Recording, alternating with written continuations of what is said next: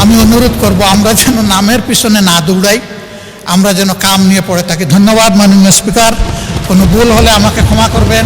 প্রিয় দেশ এগিয়ে যাক, বাংলাদেশকে নিয়ে আমরা এগিয়ে যাই, যুবকদের স্বপ্নের বাংলাদেশ উপহার দেই এবং আমরা অতীতের গ্লানি থেকে বের হয়ে আসি। আল্লাহ হাফিজ, বাংলাদেশ জিন্দাবাদ। আসসালামু আলাইকুম রহমতুল্লাহ।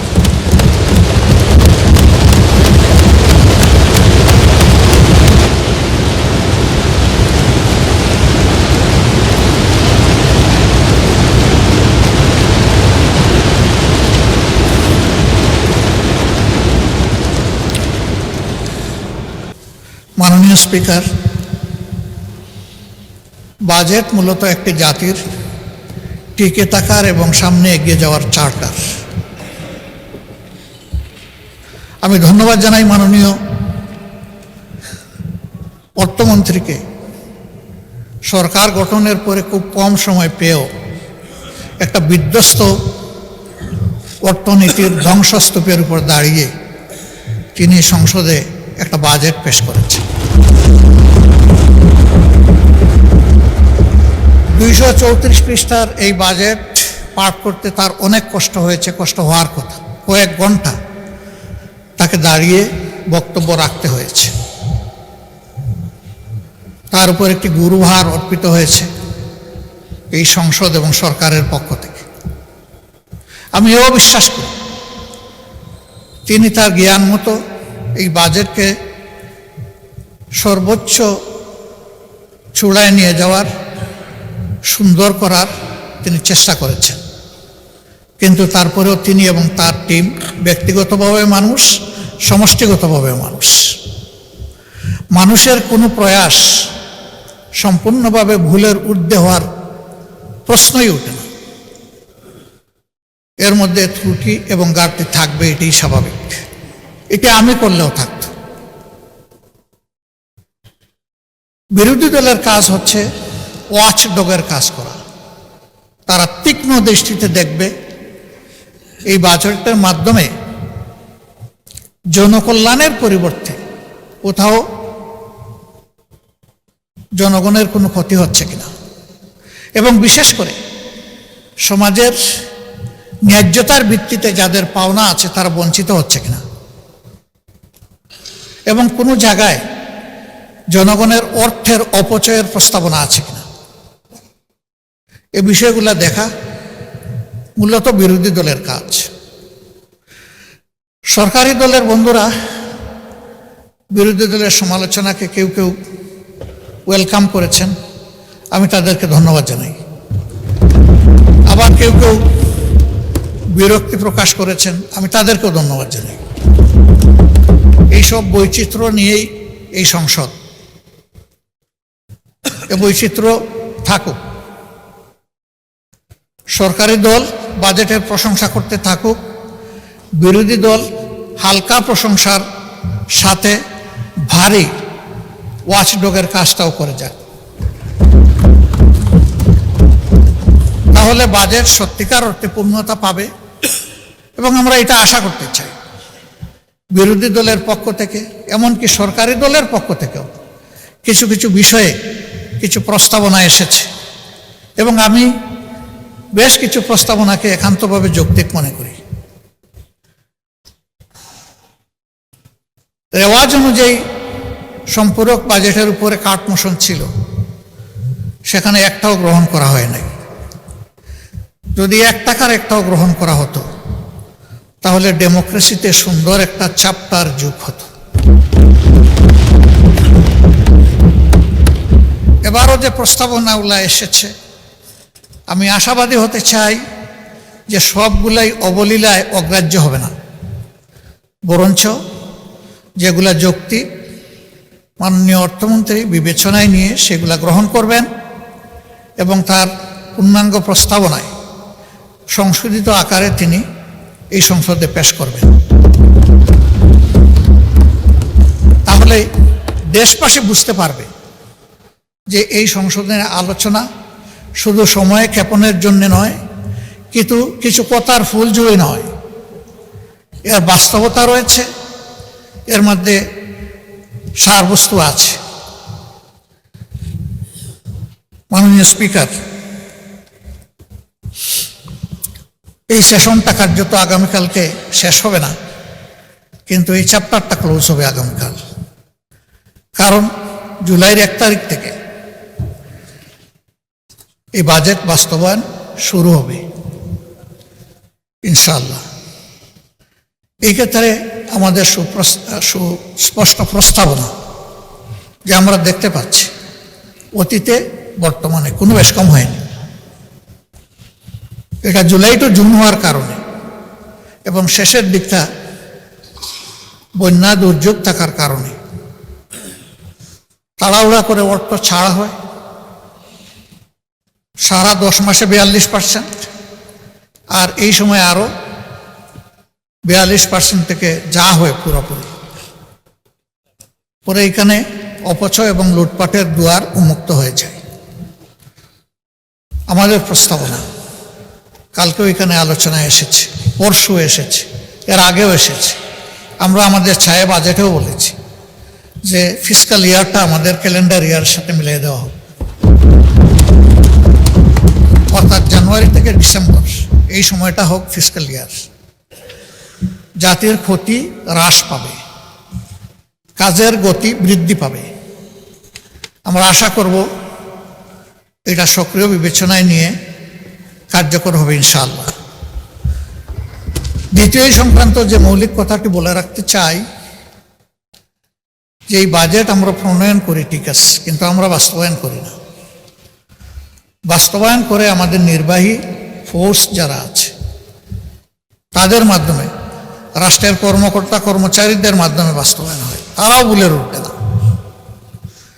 এটা নিয়মিত ইভ্যালুয়েশন বা অ্যাপ্রোপ্রিয়েশনের যদি একটা সিস্টেম আমরা এস্টাবলিশ করতে পারি, তাহলে জনগণের ট্যাক্সের টাকার সর্বোচ্চ সদ্ব্যবহার হবে, এটা আমরা নিশ্চিত হতে পারি।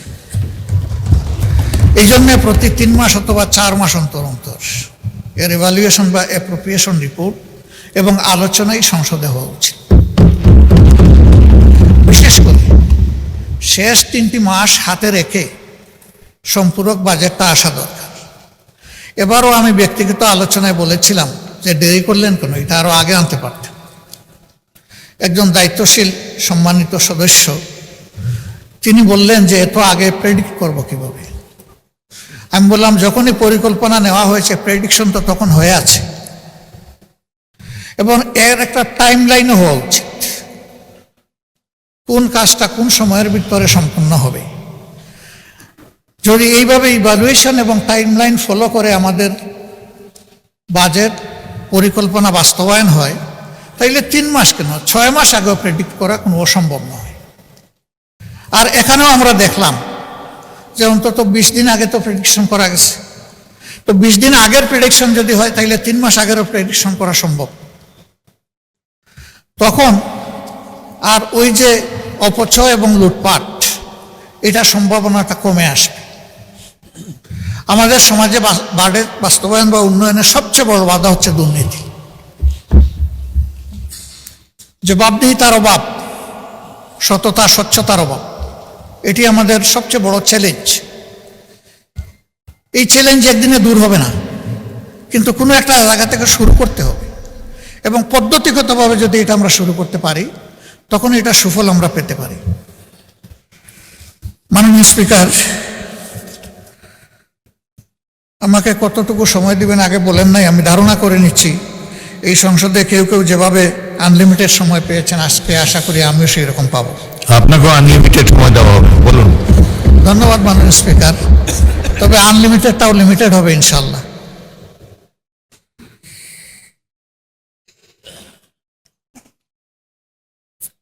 মাননীয় স্পিকার, আমি সব খাতওয়ারি বিষয়গুলো এখানে আনবো না। যে বিষয়গুলোকে আমি সবচেয়ে বেশি গুরুত্বপূর্ণ মনে করি সেই বিষয়গুলো এখানে আনতে চাই। বাজেট দেশের জনগণের জন্য, এখানে সকল জাতি গোষ্ঠী অঞ্চল সমন্বিত হবে, সম্পৃক্ত থাকবে। তবে একটা ইনসাফ ভিত্তিক বাজেট তখনই হবে যখন সমাজের পিছিয়ে পড়া অংশ এবং অঞ্চলকে অধিক গুরুত্ব দিয়ে বাজেটে সম্পৃক্ত করা হবে।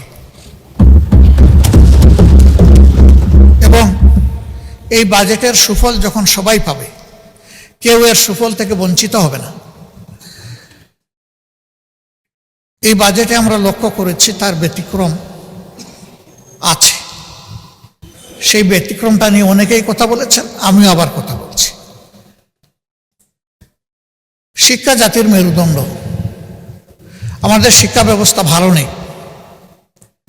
বিভিন্ন ধরনের অনিয়ম অপকর্মের কারণে এটা বিশ্বের মিনিমাম স্ট্যান্ডার্ড আমাদের দেশ মেনটেন করতে পারে না। 18 কোটি মানুষের দেশে এতগুলা পাবলিক বিশ্ববিদ্যালয়, এতগুলা প্রাইভেট বিশ্ববিদ্যালয়, কিন্তু বিশ্ব র্যাঙ্কিংকে গুরুত্বপূর্ণ জায়গায় আমরা এখনো জায়গা করে নিতে পারিনি, বরঞ্চ দিন দিন আমরা পিছিয়ে যাচ্ছি। এর মূল কারণ এই শিক্ষা প্রতিষ্ঠানগুলো নিয়ে আমাদের কোনো নির্দিষ্ট ভিশন নেই এবং সেই জায়গায় দক্ষতা বৃদ্ধির এবং দক্ষ লোকের সম্মান করার কোনো জায়গা নেই। বরাবরই রাজনৈতিক আনুগত্যকে প্রাধান্য দেওয়ার কারণে নিজেদের ইচ্ছা অনিচ্ছার লালন পালন করার কারণে আমাদের শিক্ষা পিছিয়ে যাচ্ছে। কোথায় গিয়ে থাকবে আল্লাহ ভালো জানে। থামাতে হবে, আর পিছনের দিকে যেতে দেওয়া যাবে না। এখন একটা জায়গা থেকে শুরু করে সামনে এগিয়ে যেতে হবে। সেই শিক্ষা আমাদের দেশে বহুমাত্রিক। এখানে সাধারণ শিক্ষা আছে, কেজি থেকে শুরু করে বিশ্ববিদ্যালয় পর্যন্ত। আবার এখানে মাদ্রাসা শিক্ষা আছে। মাদ্রাসায় আবার 2টি মৌলিক ধারা আছে, একটি আলিয়া মাদ্রাসা আর একটি কওমি মাদ্রাসা। আলিয়া মাদ্রাসা সরকারি কনসিডারেশনে যেটুকুই হোক আছে, কিন্তু বিশাল একটা অংশ কওমি মাদ্রাসা যারা, তাদের কোনো কনসিডারেশন এই বাজেটে নেই।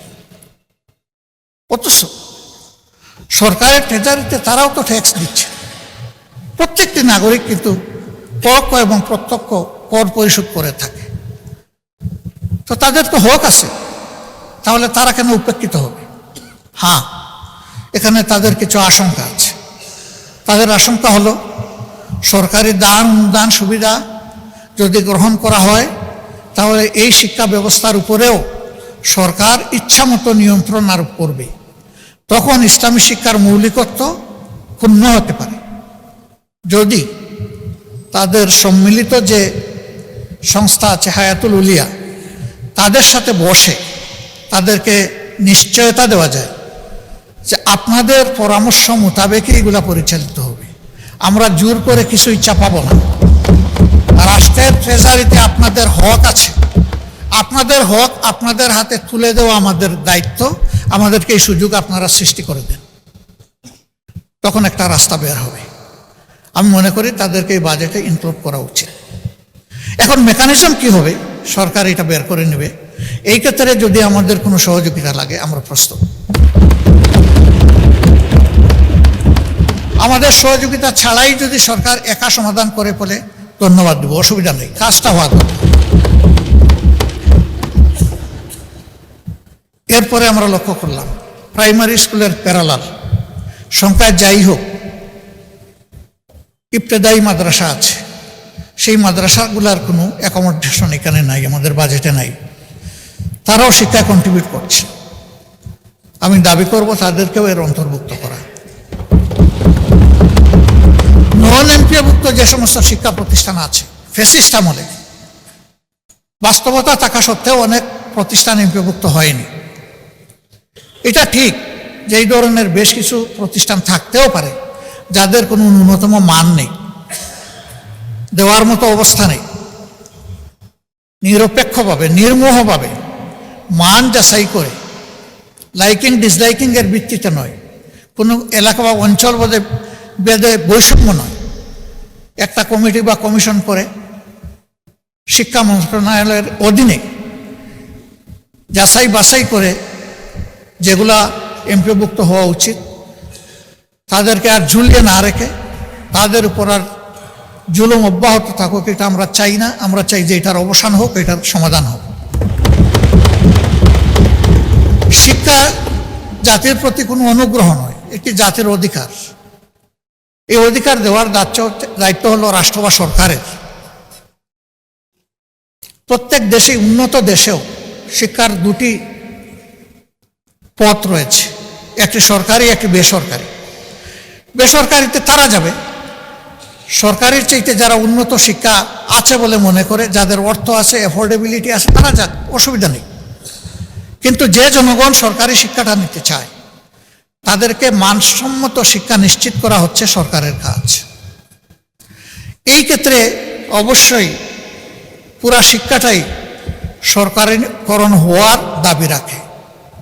এই বিষয়টাও আমি সরকারকে বিবেচনায় নেওয়ার জন্য অনুরোধ করব। তবে হ্যাঁ, এবারকার বাজেটে এটা কতটুকু সম্ভব হবে এটা তারা বিবেচনা করে দেখবেন। 5 বছরের জন্য এই পার্লামেন্ট এবং সরকার গঠিত হয়েছে। আমরা আশা করি যে 5 বছর এটা কন্টিনিউ করবে। এর একটা স্বল্প, মধ্য এবং দীর্ঘমেয়াদী পরিকল্পনা থাকা দরকার। জাতিকে আশ্বস্ত করা দরকার যে আমরা এইভাবে আগাতে চাচ্ছি। জাতির সামনে বিষয়টা স্পষ্ট করা দরকার। মাননীয় স্পিকার, শিক্ষায় অনগ্রসর একটা জনগোষ্ঠী আছে, তারা আমাদের অংশ, তারা এই দেশের নাগরিক। তাদের একটা অংশ বা বড় অংশ পাহাড় অঞ্চলে বসবাস করে। যোগাযোগে, স্বাস্থ্যসেবায়, শিক্ষায়, এই 3টা মৌলিক বিষয়ে তারা অনেক পিছিয়ে। এবং অনেক পিছিয়ে থাকার কারণেই পাহাড়ে অনবরত অস্থিরতা লেগেই আছে। তাদেরকে আস্থায় আনতে হবে, ন্যায্যতার ভিত্তিতে তাদের প্রাপ্য তাদের হাতে তুলে দিতে হবে, অতীতের বঞ্চনা সহ তাদের হাতে তুলে দিতে হবে। যদি এইভাবে তাদেরকে আমরা মূল ধারায় ফিরিয়ে আনতে পারি, আমরা আশা করি সেখানে দেশপ্রেমিক সেনাবাহিনীর আর কোনো সদস্যকে নিহত হতে হবে না। তারা তখন বিশ্বাস করতে শুরু করবে যে এই দেশ আমাদের সকলের, এই দেশকে বাঁচানোর দায়িত্ব, এগিয়ে নেওয়ার দায়িত্ব আমাদের সকলের। আমরা এই বিষয়েও আমি বিশেষভাবে দৃষ্টি আকর্ষণ করছি। বিশ্ববিদ্যালয়গুলো আমার প্রিয় দেশে কোনো মানে আসলো না, আসবে কিভাবে? বিশ্ববিদ্যালয়ে সেই রকম মানসম্মত কোনো গবেষণা নেই, গবেষণার জন্য পর্যাপ্ত ফান্ডও নাই, লজিস্টিকও নেই, এবং আমার ধারণা মন মানসিকতাও নেই। ইচ্ছা থাকলে তো একটা উপায় বের হয়। শিশু কান্না করলে তো মা কিছু দুধ দেয়। আমাদের বিশ্ববিদ্যালয়গুলো যদি রিসার্চ বেস না হয় তাহলে চিরজীবনই আমরা একটা আমদানি নির্ভর জাতি হিসাবে থেকে যাব। আমরা যে সমস্ত ক্যাপিটাল, মেশিনারি, লজিস্টিক এবং আমাদের প্রয়োজনীয় পণ্য বিদেশ থেকে আমদানি করে থাকি, তাকে আমদানিই করতে থাকবো আর শুধু খুঁজতে থাকবো যে কোন দেশ থেকে ভালো আমদানি করা যাবে, নাকি একদিন আমরাও রফতানি করার জন্য এই পণ্যগুলো তৈরি হব। জাতিকে যদি এই ক্ষেত্রে তৈরি করতে হয়, অবশ্যই বিশ্ববিদ্যালয়গুলোকে গবেষণা কেন্দ্রে পরিণত করতে হবে। এবং আমি অনুরোধ করব, শিক্ষায় যে ফান্ড দিয়েছেন যদি আরও সম্ভব হয়, আরও ফান্ড দিয়ে স্পেশাল অ্যালোকেশন দিয়ে অন্তত 5-7টা ইউনিভার্সিটিকে স্পেশালি ডেজিগনেট করা দরকার, স্পেশাল অ্যাসাইনমেন্ট করা দরকার যে আমাদের জাতি আপনাদের কাছ থেকে এটি চায়। এই বাজেটকে আমি বড় বলবো না, ছোটও বলবো না, মধ্যমও বলবো না। আমি বলবো জাতির প্রয়োজনে যা দরকার সেই রকম বাজেটে নিতে হবে।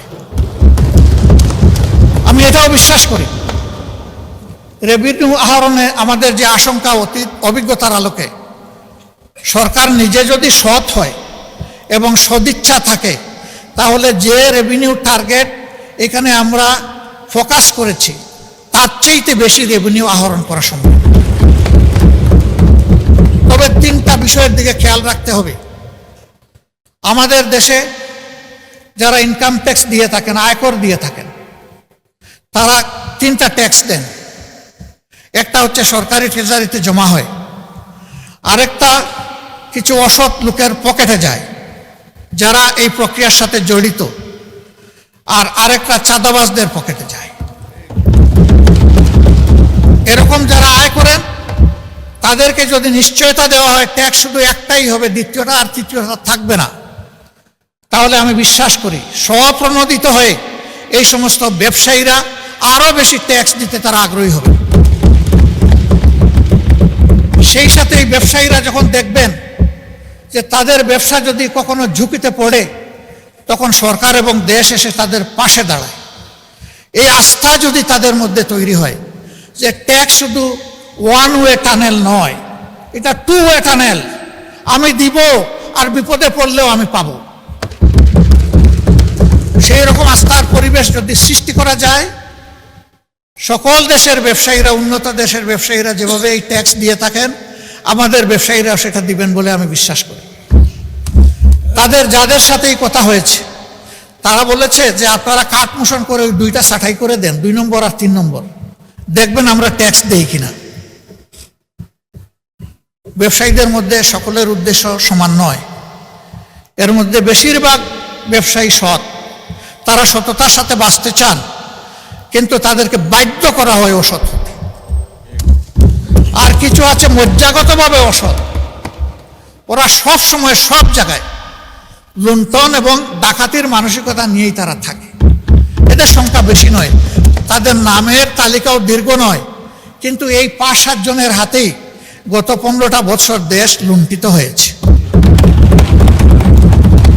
আমরা বিস্মিত, এদেরকে আমরা সবাই চিনি, কিন্তু তাদের সাথে আমরা কেউ কেউ আবার গলাগলিও করি। আজকে বাজেট ঘাটতি খুব বেশি নয়, আমরা সবাই বলছি আমাদের 28 লক্ষ কোটি টাকা 15.5 বছরে বিদেশে লন্ডার করা হয়েছে, পাচার করা হয়েছে। সেই পাচার করা অর্থ কিভাবে ফিরিয়ে আনা হবে, এই বাজেটে তার কোনো গাইডলাইন নাই, কোনো প্রস্তাবনা নাই। ওই পাচারকৃত অর্থের 9 ভাগের 1 ভাগ 26-27 অর্থ বছরে যদি আমরা ফিরিয়ে আনতে পারি, যদি সেই উদ্যোগ নেওয়া হয়, তাহলে আমাদের কোনো বাজেট ঘাটতি থাকবে না। এ টাকা আমাদের, এ টাকা জনগণের, এই টাকা ডাকাতি চুরি করে লুণ্ঠন করে নিয়ে যাওয়া হয়েছে। জনগণের সম্পদ জনগণকে ফিরিয়ে দিতে হবে, আর সম্পদের সাথে কালপিটদেরকে ফিরিয়ে আনতে হবে। শুধু সম্পদ আসলো, কালপিটরা থেকে গেল, তাহলে কিন্তু সঠিক শিক্ষা হবে না। ওদেরকেও ফিরিয়ে এনে শাস্তির মুখোমুখি করতে হবে, তাহলে বাকি আর কেউ কালো হাত জনগণের সম্পদের দিকে বাড়ানোর আর সাহস করবে না।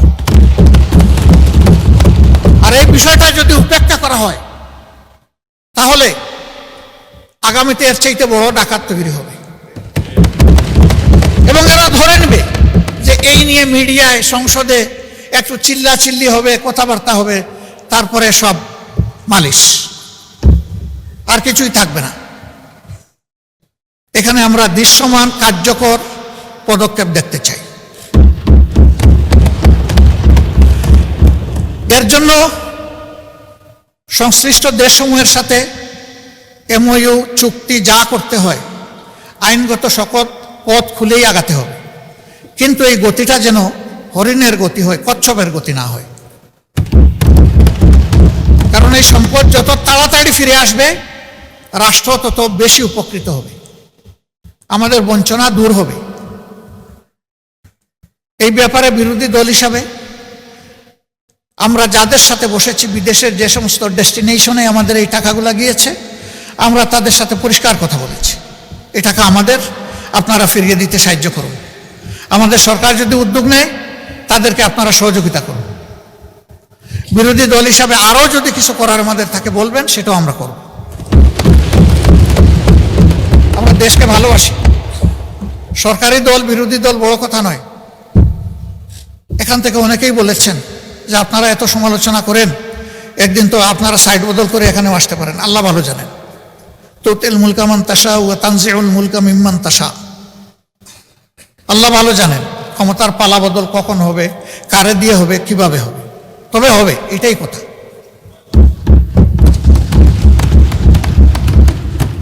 মাননীয় স্পিকার, এরপরে যে বিষয়টার উপর আমি গুরুত্ব দিতে চাই, এটি হচ্ছে আমাদের স্বাস্থ্যখাত। একটি জাতিকে এগিয়ে নিতে হলে শিক্ষার পরেই স্বাস্থ্যের জায়গা। আমাদের স্বাস্থ্য খুবই খারাপ, আপনি নিজেও এগুলা প্রত্যক্ষ করেছেন। অবশ্য আপনার বোধহয় সুযোগ কম হয়, কারণ আপনি তো CMH ট্রিটমেন্ট নেন। এটা তো আপনাদের জন্য স্পেশালি ডেজিগনেটেড। আমরা সেখানে যেতে গেলে হয়তো আপনাদের দোয়া নিয়ে যেতে হবে। কিন্তু আমাদের দেশে পল্লী স্বাস্থ্যকেন্দ্র থেকে শুরু করে মেডিকেল বিশ্ববিদ্যালয় পর্যন্ত সর্বত্র একই চিত্র। ধারণ ক্ষমতার 3 গুণ রোগী টার্নওভার, আউটডোরে ইনডোরে সব জায়গায়। এমনকি লজ্জা লাগে যে মানুষ জীবন বাঁচানোর তাগিদে সুস্থ হওয়ার আশায় স্বাস্থ্যকেন্দ্রে যায়, হাসপাতালে যায়, সেই মানুষগুলো মাটির মধ্যে মেঝেতে শুয়ে আছে। কি করবে? হাসপাতাল কর্তৃপক্ষের তো এত বেড নাই, আবার রোগীকেও মানবিক কারণে ফিরাই দিতে পারছে না। তার চিকিৎসা এখনই দরকার। এখানে নতুন কিছু পদক্ষেপের কথা বলা হয়েছে। আমার এই ক্ষেত্রে সুস্পষ্ট অনুরোধ, যদি অবকাঠামো কোনো জায়গায় দুর্বল থাকে আগে তা মেরামতের দিকে গুরুত্ব দেন। যদি লজিস্টিক্স সাপোর্টের শর্টেজ থাকে, যদি না অবশ্যই আছে, আগে সেইগুলা সংযুক্ত করেন। ম্যান পাওয়ার শর্টেজ আছে, আগে সেইটা দক্ষতার ভিত্তিতে পূরণ করেন। বিদ্যমান সেবা কেন্দ্র যেগুলো আছে, হসপিটাল যেগুলো আছে, এগুলাকে আগে মানে আনে। আমি চিকিৎসা শাস্ত্রের একজন ক্ষুদ্র ছাত্র, বেশি দিন এই শাস্ত্রের সাথে থাকতে পারিনি। রাজনীতির ময়দানে চলে এসেছি, অল্প দিন সরকারি চাকরি করেছি। তারপরেও যা দেখি সমাজের একজন সাধারণ নাগরিক হিসেবে, আমাদের স্বাস্থ্য সেবার উন্নয়নের জন্য আমাদের কোনো ভীষণ আমার কাছে ধরা পড়ে না। আমাদের চিকিৎসক যারা আছেন ম্যাক্সিমাম ক্ষেত্রে কপি অ্যান্ড পেস্ট। আমরা বিদেশকে নকল করি, আমরা নিজেরা কোনো প্রযুক্তি উদ্ভাবন করি না। একই ক্রাইসিস এখানে, অথচ এটি হচ্ছে একটা শতভাগ ক্লিনিক্যাল ওরিয়েন্টেড শিক্ষা। এখানে বই মূল বিষয় নয়, এখানে পেশেন্ট মূল বিষয়। এই নিয়ে আমাদের কোনো ভীষণ আমার কাছে মনে হয় না। আমরা জোড়াতালি দিয়ে চলছি। এই স্বাস্থ্য ব্যবস্থাকে একটা ভিশনারি স্বাস্থ্য ব্যবস্থায় নিতে হবে, এবং এটি সম্ভব। আমাদের মধ্যে প্রতিভার কোনো অভাব নেই, পরিবেশের অভাব। এই পরিবেশটা নিশ্চিত করা হোক, আমি দোয়া করি এবং আহ্বান জানাই। এখানে আবার আর একটা বৈষম্য আছে। আমাদের কিছু রেগুলেটরি সংস্থা আছে স্বাস্থ্যে, তারা ইন্সপেকশনে যান, ইভালুয়েশন করেন, খুব গুরুত্ব দিয়ে খুঁটে খুঁটে প্রাইভেট প্রতিষ্ঠানগুলোকে ধরেন। কিন্তু সরকারি প্রতিষ্ঠানগুলোও ওই রকম ইন্সপেকশন করা, ইভালুয়েট করা তাদের একই দায়িত্ব। সেখানে তারা এটা করেন না।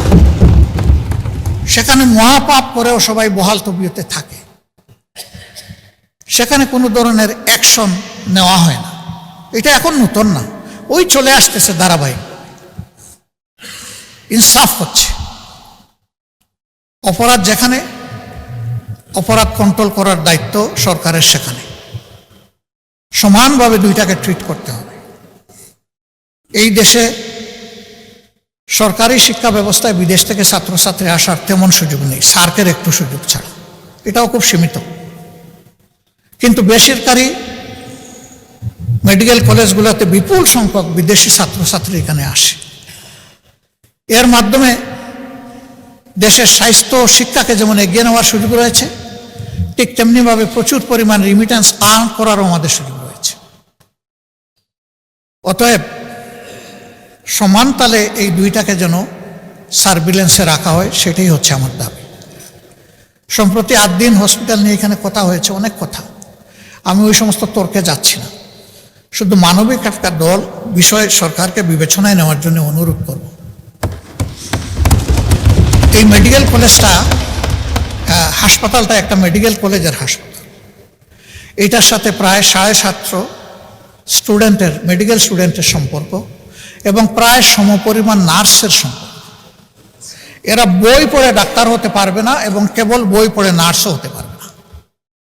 এদের রুগী লাগবে, হাসপাতাল লাগবে। তাদের কোনো বিকল্প অ্যারেঞ্জমেন্ট না করে এই হাসপাতাল যদি বন্ধ রাখা হয়, তাহলে এই ছাত্রছাত্রীদের ক্যারিয়ারের দায়িত্ব কে নেবে? অনুরূপভাবে বিদেশ থেকে পরবর্তীতে এই সমস্ত শিক্ষা প্রতিষ্ঠানে আর কোনো ছাত্রছাত্রী ভর্তি হওয়ার কোনো আগ্রহ রাখবে না, বলবে মাঝপথে আমরা ব্ল্যাক আউট হয়ে যাব। এই সিদ্ধান্তহীন, অস্থিতিশীল ও অনিশ্চিত গন্তব্যে আমরা যাব না।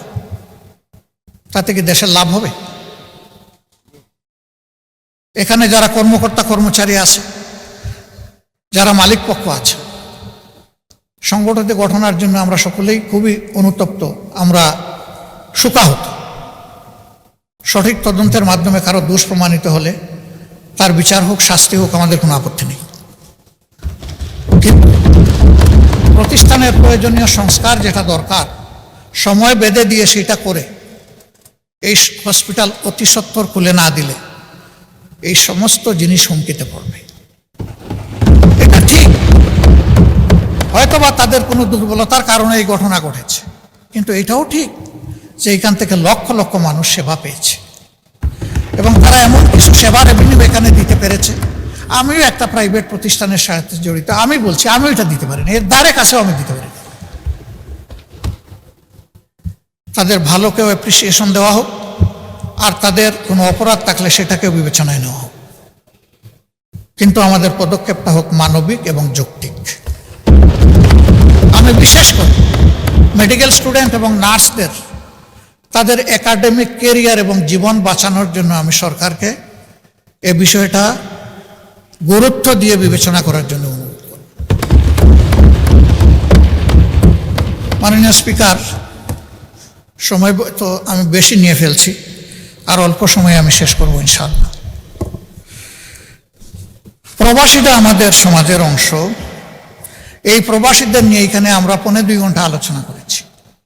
সরকারি দল, বিরোধী দল, খুবই প্লিজেন্ট আলোচনায় আমরা অংশগ্রহণ করেছি, কিন্তু এই বাজেটে প্রবাসীদেরকে আস্থায় আনা, সম্মানিত করার বিশেষ কোনো উদ্যোগ আমার কাছে আমি লক্ষ্য করিনি। সেই আলোচনায় আমরা একটা প্রস্তাব দিয়েছিলাম যে প্রবাসীরা সরকারি দলের নয়, বিরোধী দলের নয়, তারা বাংলাদেশের। এই সংসদ থেকে একটা বিশেষ কমিটি বা টাস্ক ফোর্স করা হোক, যারা এই বিষয়গুলা নিয়ে মুভ করবে, দেশে দেশে তাদের সমস্যাগুলা চিহ্নিত করে তার সমাধানের চেষ্টা করবে। আমাদের প্রবাসীরা বিদেশে যাওয়ার সময় তার যেটুকু যোগ্যতা আছে, এই যোগ্যতার সাথে যেটুকু সামর্থ্য আছে সব উজাড় করে দিয়ে বিদায় হয়। জায়গা জমি বিক্রি করে, ধার দেনা করে যায়, হালের বলদ বিক্রি করে, এগুলা করে তারা বিদেশে যায়। এই যেতে গিয়ে তারাও বিড়ম্বনার শিকার হয়।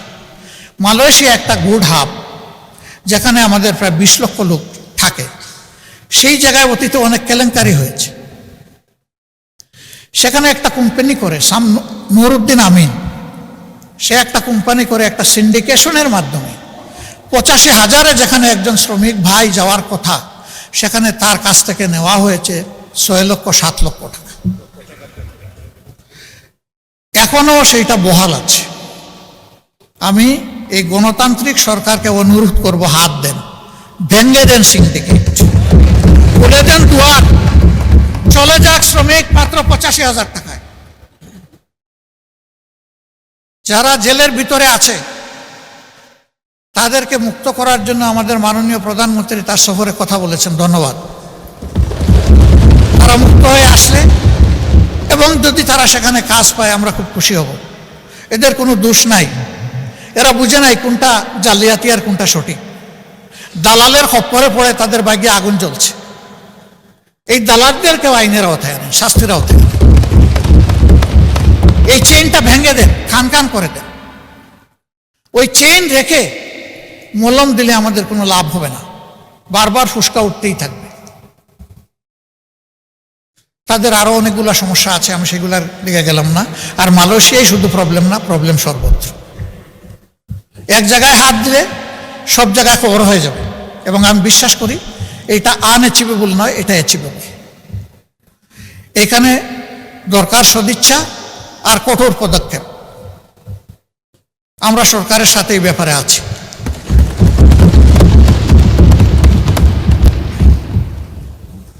এই প্রবাসীরা আমাদের সম্পদ, তাদেরকে যেন আমরা যথাযথ সম্মান করতে পারি। আমি আবারও বলবো, গত সেশনে এই সেশনে যে ফ্রুটফুল ডিসকাশন হয়েছে, এর ভিত্তিতে কিছু একটা করেন, তাদের আস্থা ফিরে আসুক। যদি আমরা স্বচ্ছতা মেনটেন করতে পারি, আমাদের প্রবাসী ফ্লো আবার বেড়ে যাবে, অনেক বেড়ে যাবে। আর না হয় মালয়েশিয়ার মতো বারবার বাধাগ্রস্ত হবে, এই খুলবে এই বন্ধ হবে, দরজা খুলবে জানালা বন্ধ হবে, জানালা খুলবে দরজা বন্ধ হয়ে যাবে। এই বিপদ থেকে বের হয়ে আসা দরকার। মাননীয় স্পিকার, এখানে এই বাজেটে আমাদের ৭১-এর মুক্তিযুদ্ধে যারা অংশগ্রহণ করেছেন তাদের পূর্বের ভাতাটা বহাল রাখা হয়েছে, খেতাবপ্রাপ্ত মুক্তিযোদ্ধাদের ভাতা কিছুটা বৃদ্ধি করা হয়েছে। আমি অনুরোধ করব সকলেরটা বৃদ্ধি করে দেন। প্রয়োজন সবার আছে, খেতাব যারা পেয়েছেন তাদেরকে তো জাতি আলাদা সম্মান করে, কিন্তু প্রয়োজনটা আছে সবার। এই জন্য সবাইকে এই জায়গায় সম্মানের জায়গায় আমরা নিয়ে আসি।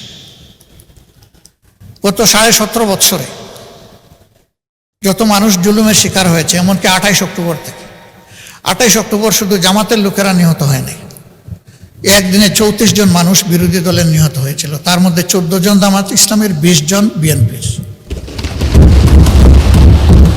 পল্টনের ঘটনাটা ছিল সবচাইতে লোমহর্ষক, হৃদয় বিদারক, অমানবিক, পাশবিক। এই জন্য এইটা রেকর্ডে গিয়েছে। তাদেরকেও এই মজলুমের তালিকায় এনে 17.5 বছরে যারা খুন এবং গুমের শিকার হয়েছেন তাদের সকলকে বিবেচনায় আনা দরকার। জুলাই আন্দোলনে জুলাই যোদ্ধাদের যে সম্মান দেখানো হয়েছে, বিগত সরকার এটা দেখিয়েছে। আমি অনুরোধ করব এটাকে আরো আপফোল্ড করেছে। এই সরকার যেন আরো নতুন কিছু ভালো যোগ করে, তাহলে এই দেশের মায়েদের গর্মে বেশি বেশি করে বীর জন্ম নেবে ইনশাআল্লাহ। যখন বীর মাতারা দেখবেন তাদের সন্তানদেরকে সম্মান করা হচ্ছে, তখন এই দেশ বীরের দেশে পরিণত হবে। এর সর্বশেষ ভিকটিম হচ্ছে শরীফ ওসমান হাদি। আল্লাহর দরবারে তারও শাহাদত কামনা করছে। এই সবগুলার শুধু সামাজিক মূল্যায়ন নয়, বিচারিক মূল্যায়ন হতে হবে। সব কালপিটদেরকে, সে যত বড় যত উঁচু মাপের হোক, তাদেরকে বিচারের আওতায় আনতে হবে। কিন্তু সরকারের এই 4 মাসে একটা গণতান্ত্রিক সরকার প্রতিষ্ঠিত হওয়ার পর বিচারের যে গতি এই সমস্ত ক্ষতিগ্রস্ত ব্যক্তি এবং পরিবার আশা করেছিল, সেটা আমরা দেখতে পাচ্ছি না। আমরা দৃশ্যমান অগ্রগতি দেখতে চাই এই বিচারে। এবং আমি বিশ্বাস করি আমাদের নেতৃবৃন্দ নিহত হয়েছেন বেশি, কিন্তু জনশক্তি, কর্মী তো নিহত হয়েছে বিএনপিরই বেশি। দল হিসাবে আপনাদের একটা দায়িত্ব আছে নিঃসহকর্মীদের উপর ইনসাফ করার, সরকার হিসাবে দায়িত্ব আছে সারা দেশবাসী মজলুমদের উপর ইনসাফ করার। সেই ইনসাফটা আপনারা নিশ্চিত করেন। আমরা ইনসাফের কিছু তারতম্য দেখছি, সহযোগিতার জন্য দৃষ্টি আকর্ষণ করছি। প্রথম দিকেই সরকারের পক্ষ থেকে কিছু অনুদান দেওয়া হয়েছে 2টা ঈদে। একেবারে শেষ মুহূর্তে সময়ের কিয়ামত সময় গিয়ে আমাদেরকে বলা হয়েছে আপনাদের জন্য আছে, এ কাজটা করবেন না। সব জায়গায় সমাহারে দিবেন এবং একই সাথে সরকারি দল বিরোধী দল সবাইকে অবহিত করবেন। এটাকে তো আমরা খাবো না। হ্যাঁ, আমাদের দলের একজনের ব্যাপারে গতকালকে এখানে এক ভাই দাঁড়িয়ে কথা বলেছেন, আমরা তার ব্যাপারে দৃষ্টি দিয়েছি। এটা আমিও যদি হই তা আমাকে আপনারা নিন্দা করবেন, অসুবিধা নেই। কিন্তু জনগণের হক শুধু আমরা বিরোধী দলের এমপি এই কারণে যেন নষ্ট না হয়। প্রসঙ্গত বলতে চাই, প্রথম অধিবেশনের শেষ বক্তব্যে মাননীয় প্রধানমন্ত্রীর আগে আমি একটু কথা বলার সুযোগ পেয়েছিলাম। যে এলাকার মানুষ আমাকে নির্বাচিত করে এখানে পাঠিয়েছে, মিরপুর কাফরুলের ঢাকা 15 আসনের মানুষ, তাদের কিছু সুখ দুঃখের কথা বলেছিলাম। মাননীয় প্রধানমন্ত্রী সদয় হয়ে আমাকে তার বক্তব্যে বলেছিলেন যে আপনার ওই বিষয়গুলো আমাকে আপনি দিয়ে সহযোগিতা করুন, তথ্য দিয়ে। আমি 4 দিনের মাথায় সেটা তার দপ্তর এবং সংশ্লিষ্ট দপ্তরগুলোতে পৌঁছেছি।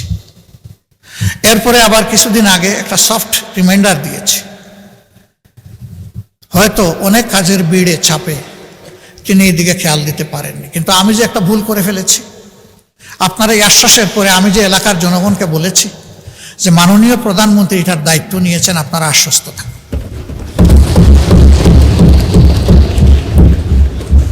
আমি মাননীয় প্রধানমন্ত্রীকে বলেছিলাম অবস্থাটা পানির জন্য কারবালার মতো, এক ফোঁটা পানি পান করার সুযোগ দিন। পানির জন্য এখন ডেইলি সেখানে মানুষ বিক্ষোভ করে।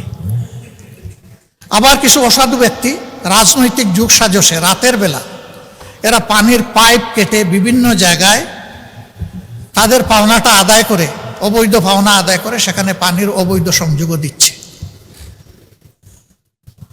মাননীয় প্রধানমন্ত্রী, এখন আর এই এলাকা আমার থাকে নাই, দায়িত্ব আপনি নিয়েছেন, এখন এই এলাকা আপনার। বদনাম সুনাম যা হবে আপনার হবে, আমি কিন্তু ভার মুক্ত। আমি বলে দিয়েছি যে উনি দায়িত্ব নিয়েছেন, এখন আপনি কি করবেন সেটা আপনার ব্যাপার। আমি শুধু স্মরণ করাই দিলাম, এই একটি এলাকায় যদি প্রধানমন্ত্রীর কাছ থেকে বিরোধী দলের একজন ক্ষুদ্র সদস্য হিসাবে আমি ইনসাফ না পেয়ে থাকি, তাহলে সারা বাংলাদেশে বিরোধী দলের সদস্যরা কি পাচ্ছেন সেটা তো আমার আশা। তবে ধন্যবাদ জানাই মাননীয় স্থানীয় সরকার মন্ত্রীকে, তিনি সর্বশেষ একটা চিঠি এটাও কিয়ামতের আগে দিয়েছেন যে সকলের জন্য সমান এই আপনাদের এলাকার অ্যালটমেন্ট। আপনি যখনই দেন আপনাকে বিশেষ ধন্যবাদ, সমানভাবে দেওয়ার কারণে। এই সাম্যতাটাই চাচ্ছি, এইটাই মেনটেইন হোক সর্বক্ষেত্রে। মাননীয় স্পিকার, আমি সিলেটের মানুষ, একটা কথা সিলেটের ব্যাপারে বলতে হয়। সিলেট, উনি আবার হাফ সিলেট, কাজে এখানে আমরা 1.5 জন 1+0.5।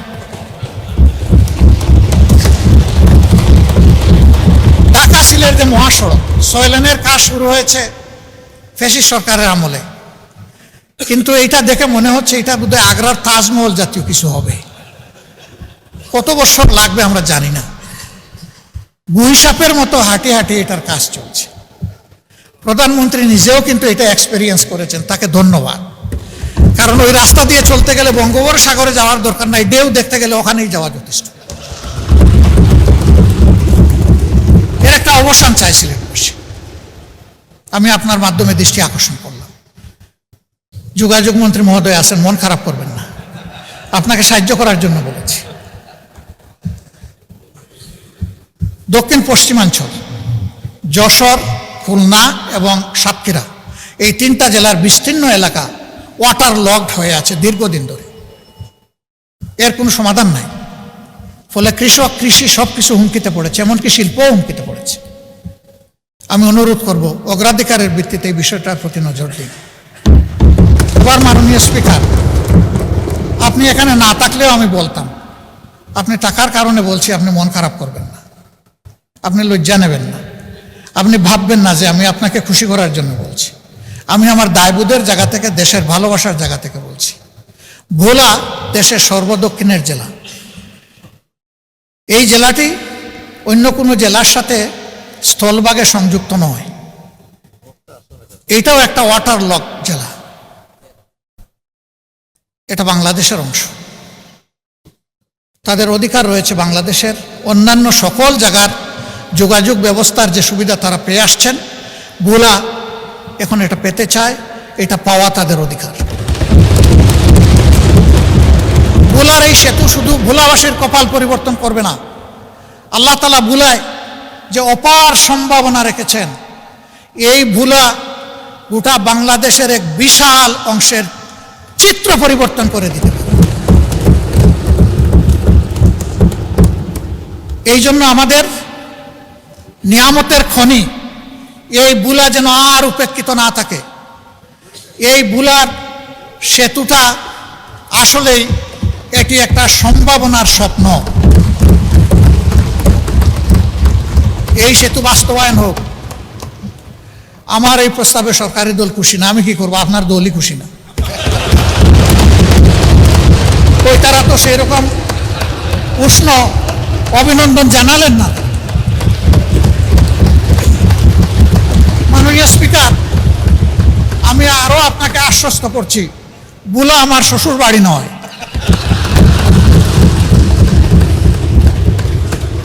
কিন্তু বুলা বাংলাদেশের অংশ। বাংলাদেশের প্রতি ইঞ্চি জায়গাকে আমি বিশ্বাস করি। এই 350 বা 348 জন সংসদ সদস্য অন্তরে ধারণ করেন, আমিও ধারণ করি। তাই আমার দায়বোধের জায়গা থেকে আমি কথাগুলো বলি। বুলার উন্নয়ন, পুরা দক্ষিণ অঞ্চলের উন্নয়ন বয়ে আনুক, আমি দোয়া করি। আর আমি কথা বাড়াচ্ছি না, অনেক সময় নিয়ে নিছি। আপনি আনলিমিটেড দিয়েছিলেন, আসলে আমি আনলিমিটেড করে ফেলেছি। ও, এই দিক থেকে আওয়াজ আসছে তিস্তা মহাপুরে। আমি মাননীয় প্রধানমন্ত্রীকে অভিনন্দন জানাই আরেকবার। তার সফরের পরে অভিনন্দন জানিয়েছিলাম, আরেকবার অভিনন্দন জানাই। তিস্তা মহাপরিকল্পনা বিষয়ে তিনি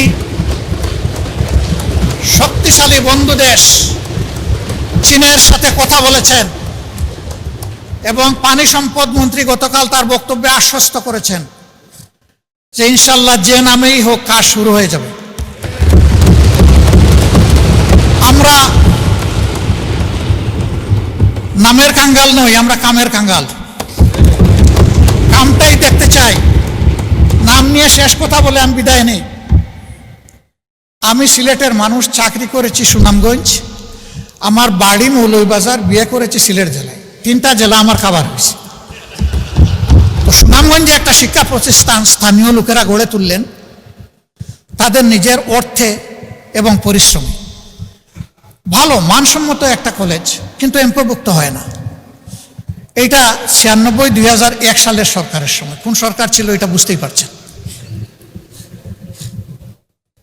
তো মন্ত্রী মহোদয় এলাকার যিনি ছিলেন, তার একজন ঘনিষ্ঠ লোককে এলাকার লোকেরা ধরলো যে আমাদের এইটা একটু আপনি করে দেন। সে যখন গিয়ে বলল, তো উনি বললো ঠিক আছে করে দিব, এখানে আমার নাম থাকবে কিনা।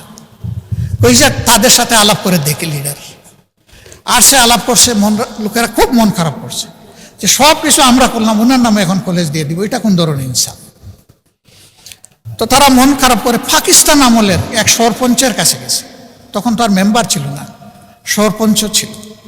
এই বৃদ্ধ লোকের কাছে গিয়ে বলছে যে ঠেকলে নাকি বৃদ্ধের কাছে আসতে হয়, আপনি একটু বুদ্ধি দেন, কি করব। আমাদের যুবকরা শুনে তো খেপে গেছে, বলে যে সারা জীবন আমাদের এমপিভুক্তি হওয়ার দরকার নেই, আমরা এইভাবেই চল। তো উনি বলে অসুবিধা নাই, ওই লোকটাকে দাওয়াত দাও যাকে তোমরা মাঝখানে ধরেছ, তার সাথে আমিও একটু বসতে চাই, তোমরাও থাকবা। তো ওই লোককে নিয়ে বসে বসে বলছে যে ঠিক আছে মন্ত্রী মহোদয়, এত বড় একটা কাজ করে দিবেন, আর তিনি আশা করেছেন তার নামটা থাকুক। এরকম একটা সমন্বয় হতে পারে যে তারও নাম থাকবে, এলাকারও নাম থাকবে। তো যদি এটা তিনি মানেন তাহলে একটা সমাধানে আমরা যেতে পারি। সে খুশি হয়ে গেছে যে প্রস্তাবে তো অর্ধেক মিলল। সে গিয়া যখন মন্ত্রীকে বলছে, মন্ত্রী তার গাড়ে ঠাস করে একটা চপ পড়ে বসাই দিচ্ছে। সে তো অবাক হয়ে গেল যে ভালো একটা প্রস্তাব নিয়ে আসলাম, উনি আমারে চোট দিলেন কেন।